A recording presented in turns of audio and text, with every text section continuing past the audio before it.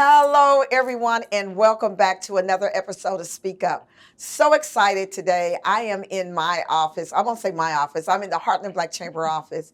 And today is a unique day. You know, sometimes we plan things and we expect things to happen a certain way. And God says, no, I got something else for you.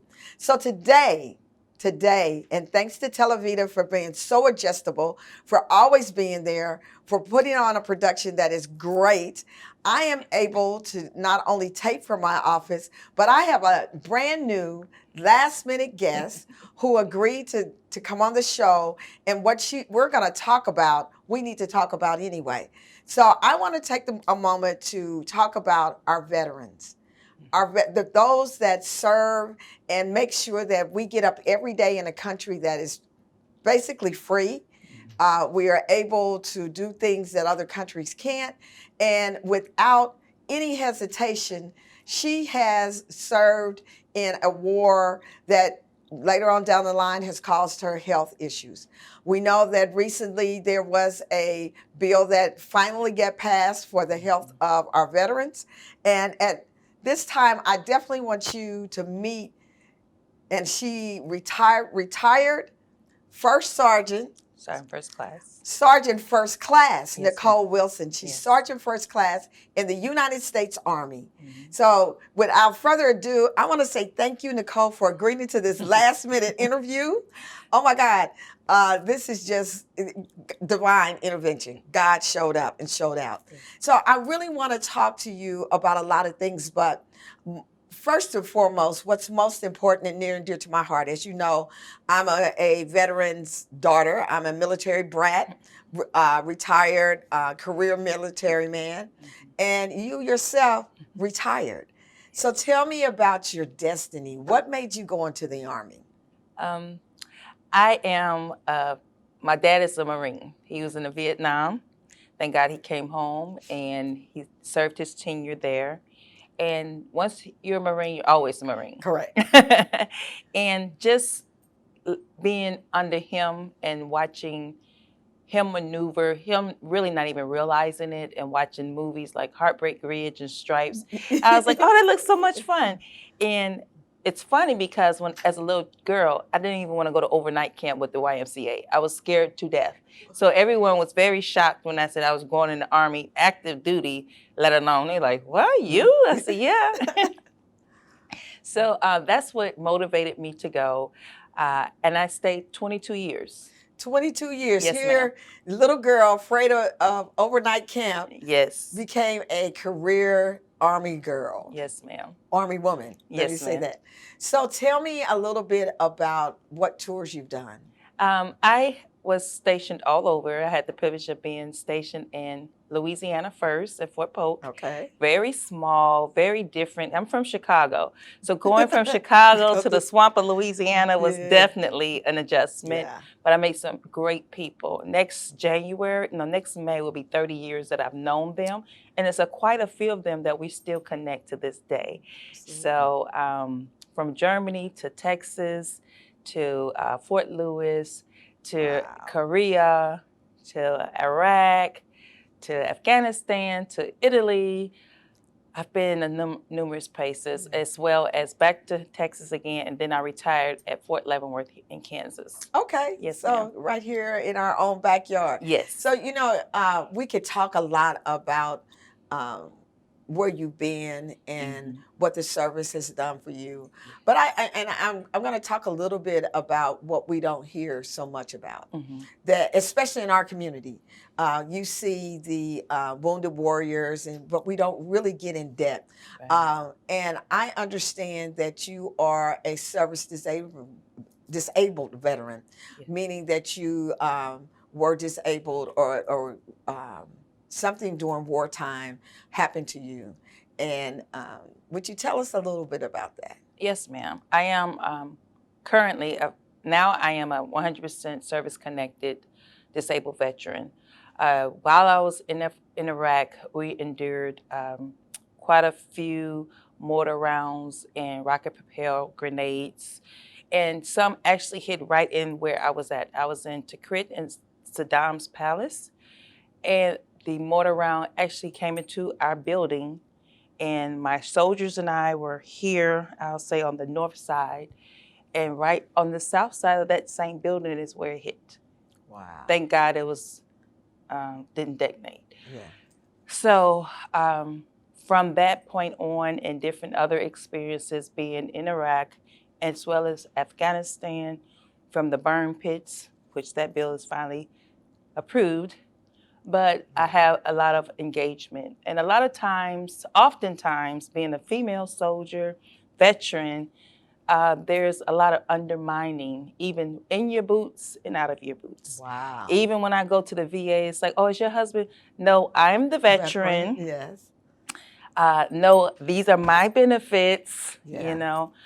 And it's a touchy, as you see, a little touchy, because it gets frustrating that this time and age that we're still masculating the military. Wow. When there are quite a few women of color, women of all ethnicities that have done immaculate things in service, still doing them, and it's not recognized enough. You know, and that brings, when you say that, it reminds me of the 6888. It was over 588 platoon of Black women who served during World War II. And I'm a military brat.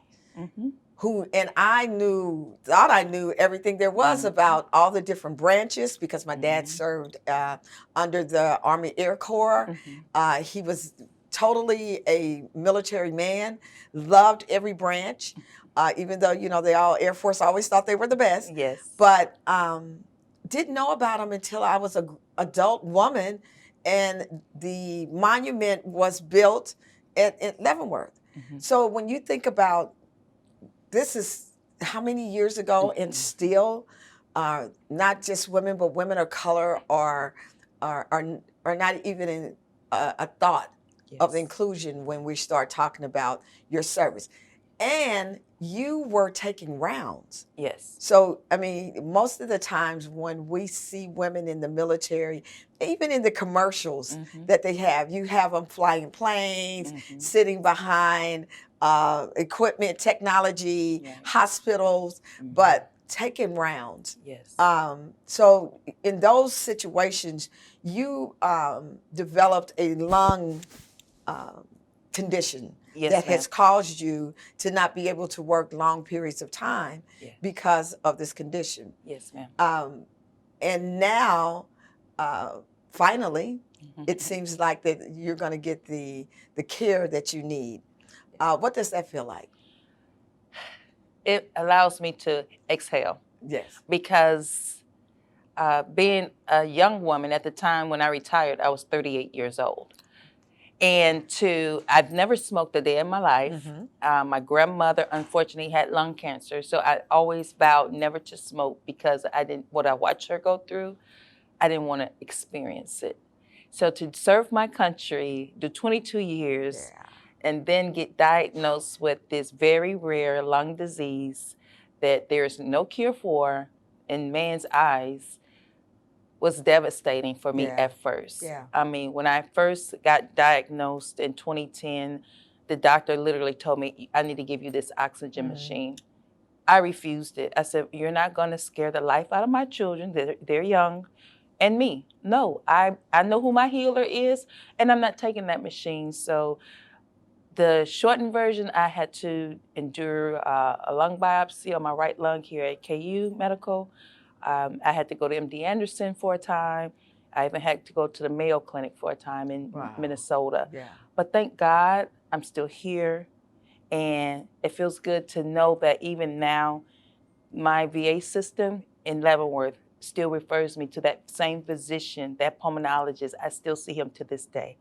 So I am very grateful for my experience. Yes, ma'am. So I'm going to pivot, because this is something that I like to talk about, and I like for my veterans, especially my veterans, to hear, because the opportunity that's out here for veterans in the entrepreneurial industry or field of entrepreneurship, it exists. And what you have done is, okay, I can't work on a job for long periods of time, but I have a family and I have responsibilities. Mm-hmm. So I am going to create a business. And you created Divine Destinations, Yes. which is a transportation and logistics business. Tell us about when you designed it or when you developed it. We know why. And what are your hopes for it? Okay, so Divine Destinations is my baby. It was birthed in 2014. Actually had a ribbon cutting at the Chamber of Commerce in 2015 in Leavenworth. Was a chamber member for several years there, also a chamber member in Olathe, Kansas. The purpose of Divine Destinations is to allow everyone to have an elite or a great experience, whether they're going to the airport for travels, for leisure, for work, or emergency. Also, if you just want to go out and not drive. Some people just don't like to drive. Yes. It's a lot of traffic, it's a lot of things going on. Or you have an event and you may have a cocktail or two. You don't want to worry about, am I going to get pulled over? But it's just more than that. It's not an Uber, it's not a Lyft. It is an elite experience. Wow. Where you can just come and sit back, enjoy. Let us do your driving for you. We cater to all of our clientele. We're always in black and white. That is the uniform. We have on a name tag. And that's what my passion is. My passion and objective when I first developed the company is I read here and there about SCORE. I've learned about the SBA and different things. And I also had written a paper in my public speaking class about this Woman Small Business Award that I'm going to win. Absolutely. And I just saw it the other day. Yes, I said, oh my God, there's my paper. Yeah. So I've always had the desire to obtain government contract. I've always had the desire to not have it just here in the Kansas City area servicing our communities here, but also to grow it to Texas, to Georgia, to these larger areas where I'm servicing not only the communities, but I'm giving back to my veterans, to my service members. Look at that. And their families. Look at that. So,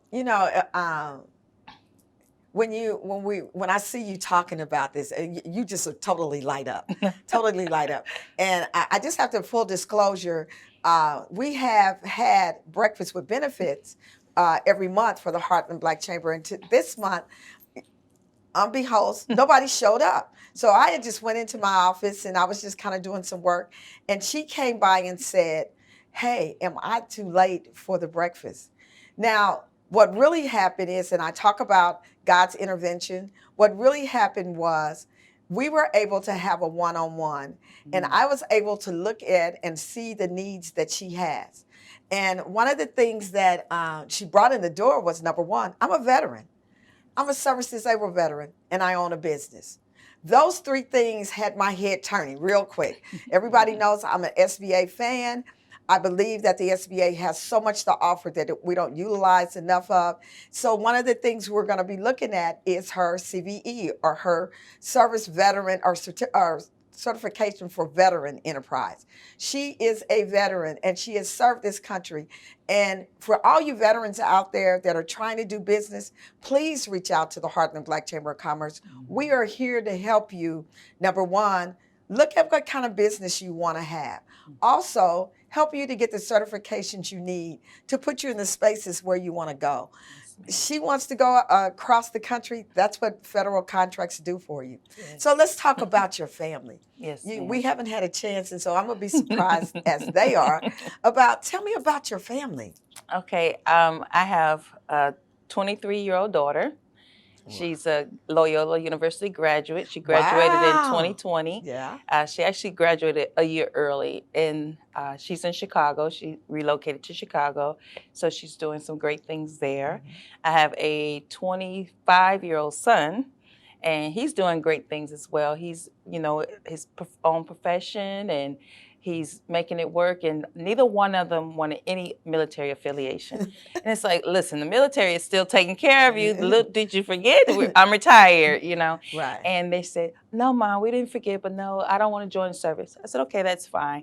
You know, you will find your way. Right. So I try my best to support them. And as far as, and I'm currently divorced, so their dad and I, we still work hand in hand to support them as well. Okay. Yes, ma'am. Single woman, brothers. So let's talk a little bit about something else, though, because although we hear all the bad things about when you come out of the military and the things that veterans go through. However, again, I talk about my experience as a military brat. And you were saying your kids don't want to go in there. But there is a good side to being a veteran or serving your country. Talk about, you know, what that gave you. Oh, I loved being in the Army. I was very saddened when I couldn't continue my service and go to Korea for 2 years and continue to be with soldiers. I love my soldiers. I love making the connections and teaching and training. But the thing the Army did for me is made me realize that to have a very open perspective, it taught me to be very inclusive and diverse. Yeah. It taught me how to communicate effectively with people from all walks of life, from everywhere. Yeah. Versus, oftentimes I think, okay, if Nicole, if you never left Chicago, who would you be? Who would that South Side Chicago girl really be today if I never left home? Yeah. Because even as parents, regardless of whether we live in a military community or wherever we live, we always try to expose our children. But you have very limited exposure when you're home. Right. Even though I may say, I'm gonna make sure I take you here so you can understand or have some kind of way to communicate with diverse people. Being in service and being forced or being stationed in other countries, Korea, Italy, going to Iraq, going to Afghanistan, seeing this firsthand. Then I have, okay, now I'm the leader. So I have 20 other people under me. That's all different personalities, different backgrounds. So I have to effectively communicate with them as well as those that we're over there serving. Right. So it really taught me how to be, to assess people in a subtle way, but also know how to communicate effectively without one offending anyone, and also to meet that need. Yeah. Because sometimes when we're in foreign spaces, whether it's our first time meeting, i.e. right now, right? You know, you don't know what to say, what to expect. So you get nervous, right? And you hesitant to say what my need really is. Yeah. But I've learned that, okay, I can do that regardless of where I am, but it's the craftsmanship of how to present it. The Army taught me that. Hear that? So, I mean, and I do believe that the service still is a good option. It is. It's still a very good option for if we exposed our community to it. Yes.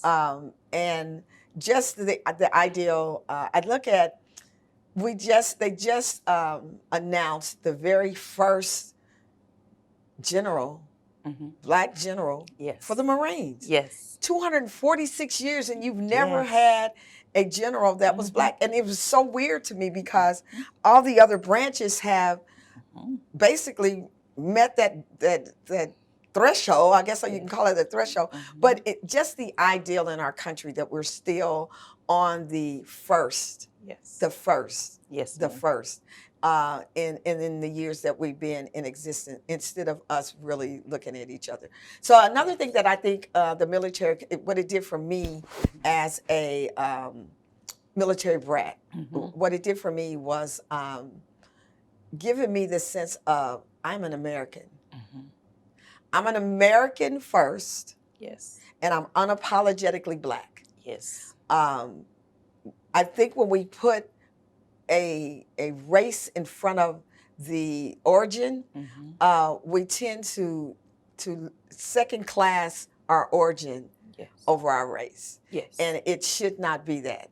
If we're in a country that is free and we are American citizens, and the way that the structure of this country is made up, then American should come before race. Yes. And if we can get rid of even the race part, we might be okay. Yes, so I agree with you on the travels. Going out of the country, seeing other cultures, and not just going on tourism trips, like going to the Bahamas and going to, but I mean actually going into villages and seeing the way other cultures live and are happy. Yes. In our country might be looked upon as impoverished, but they are existing and they're happy and they are living in a ecosystem. Yes. In a village. I want to go back to that because this show is all about rebuilding the village or the ecosystem in the Black community. Yes. And that is something that the military does very well, is work in the ecosystem. An ecosystem is a group of activity that is being done, and everybody has their role to play, and these roles connect. And so as the leader, you just said you had to connect the dots. How difficult was that? It was difficult at first, and that's when I became a sergeant, the E5, when I first became a leader. And you go to different leadership development courses to teach you. So yes, you understand textbook, but actually putting it into action. And putting all these different concepts together that you're learning how to articulate them well, learning how to communicate with other higher echelons and leadership. Doing that well allowed me to achieve the rank of Sergeant First Class, because that's selected by the Department of the Army.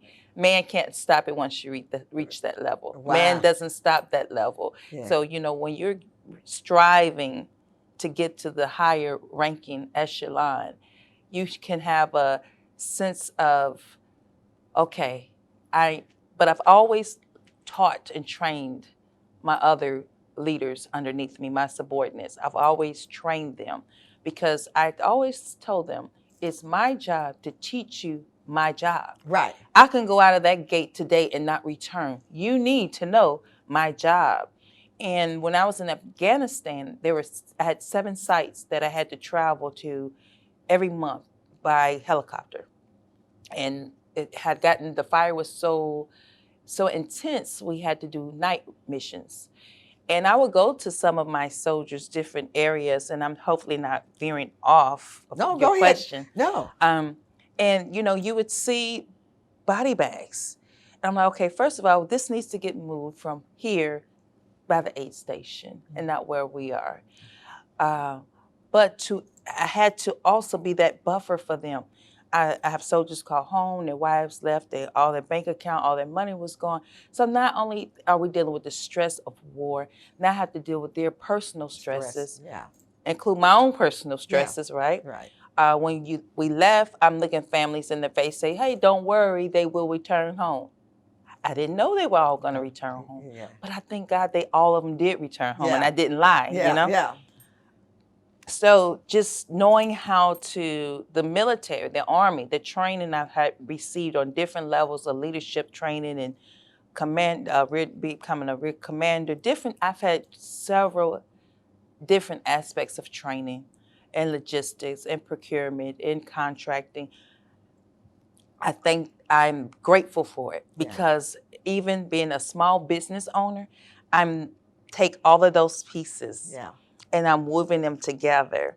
So on some things, I have been able to be successful since 15 until 2020 when COVID came about. I stopped business because I wasn't comfortable. Right. But even though, yes, COVID is still here, I said, okay, I'm not going to be fearful, but I'm ready to step into a next echelon, and that's the contracting. And I did have some bumps in the road before on getting the right connections with SBA, but now I'm so grateful to have seen the advertisement for today's breakfast and to meet you, Ms. Kim, And I am just very excited because, I mean, my head is just like jumping like this, and I don't know what to say because everything is trying to come out at the same time. It's But thank okay. you Well, you for know, that's allowing the opportunity for me to interview with you today. and that's what we're here for. I really would like people to understand. So most of the times on the show, and you hear me always say, if you're interested in coming on Speak Up and you have something you want to talk about, reach out to the Heartland Black Chamber of Commerce, call us, email us, info@heartlandblackchamber.com.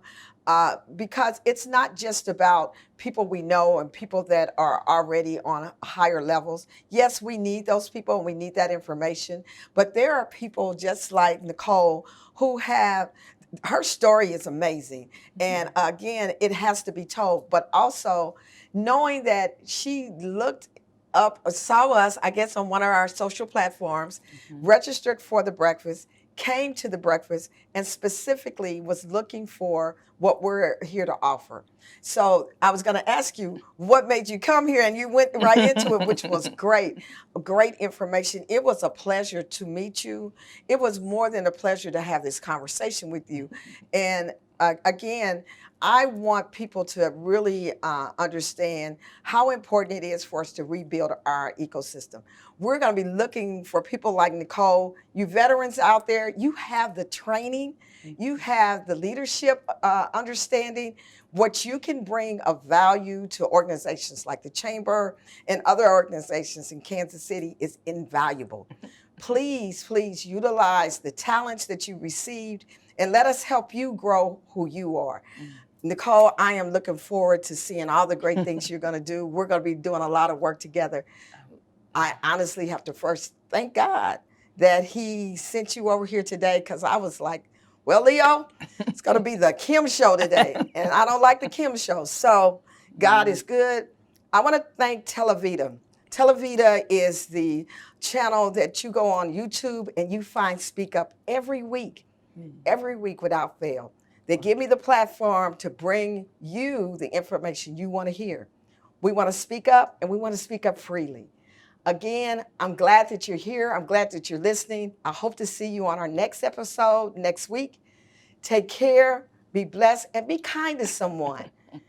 Be kind to someone. And then find a way to connect, collaborate, and partner. Again, this is Kim Randolph. I'm your host on Speak Up, brought to you by Televida. Have a great day.